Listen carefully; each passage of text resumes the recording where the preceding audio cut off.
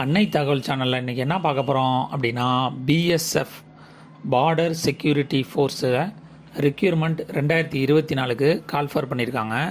மொத்தம் எத்தனை போஸ்டிங் அப்படின்னா 99 போஸ்டிங் சொல்லியிருக்காங்க. குரூப் பி மற்றும் குரூப் சி போஸ்ட் அப்படின்னு சொல்லியிருக்காங்க. இது ஒரு சென்ட்ரல் கவர்மெண்ட்டு ஜாப். என்னென்ன போஸ்டிங்கு, குவாலிஃபிகேஷன் என்ன, ஏஜ் லிமிட் என்ன, சேலரி என்ன அப்படிங்கிறத ஒன் பை ஒன்னாக பார்க்கலாம். First sub inspector staff nurse group B.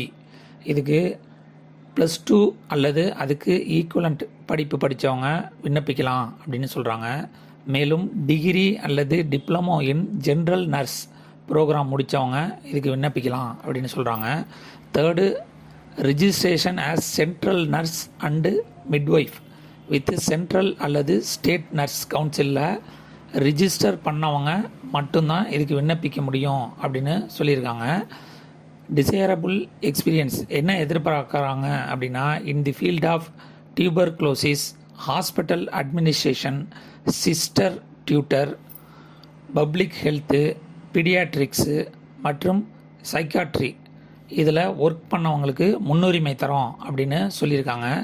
வயது வரம்பு 21லேருந்து 30 வயசு இருக்கிறவங்க இதுக்கு விண்ணப்பிக்கலாம் அப்படின்னு சொல்லியிருக்காங்க. சேலரி என்ன அப்படின்னா ஸ்டார்டிங் சேலரி 35,400லேருந்து 1,12,400 வரலும் தரோம் அப்படின்னு சொல்லியிருக்காங்க.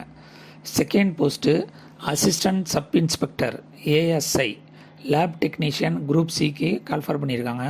இது என்னென்ன முடிச்சிருக்கணும் அப்படின்னா 10th +2 முடித்தவங்க வித் சயின்ஸு குரூப்பை மெயினாக எடுத்தவங்க இதுக்கு விண்ணப்பிக்கலாம் அப்படின்னு சொல்லியிருக்காங்க. மேலும் equivalent from A recognised board அல்லது இன்ஸ்டியூட்டில் படித்தவங்களாக இருக்கணும் அப்படின்றாங்க. அதே மாதிரி diploma in medical laboratory technician முடித்தவங்க இதுக்கு விண்ணப்பிக்கலாம் அப்படின்னு சொல்கிறாங்க.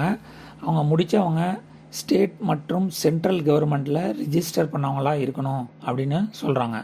வயது வரம்பு 18லேருந்து 25 வயசு இருக்கிறவங்க இதுக்கு விண்ணப்பிக்கலாம் அப்படின்னு சொல்கிறாங்க.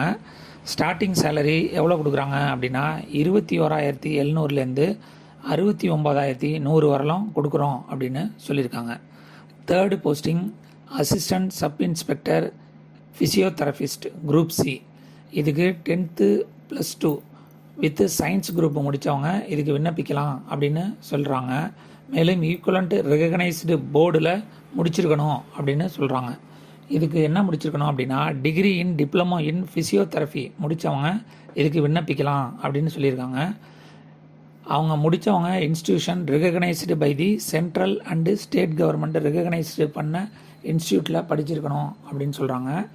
With 6 months experience in a hospital of central அல்லது ஸ்டேட் கவர்மெண்ட் ஹாஸ்பிட்டலில் வேலை பார்த்துருக்கணும் அப்படின்னு சொல்கிறாங்க.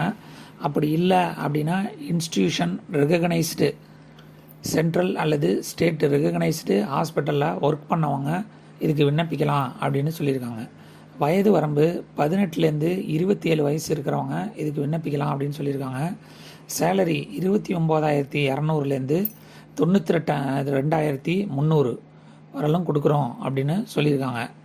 ஏஜ் ரிலாக்ஸேஷன் யார் யாருக்கு கொடுத்துருக்காங்க அப்படின்னா SC/ST கேண்டிடேட்டுக்கு 5 years ஏஜ் ரிலாக்ஸேஷன் கொடுத்துருக்காங்க. ஓபிசி கேண்டிடேட்டாக இருந்தாங்க அப்படின்னா அவங்களுக்கு 3 years ஏஜ் ரிலாக்ஸேஷன் கொடுக்குறேன் அப்படின்னு சொல்லியிருக்காங்க.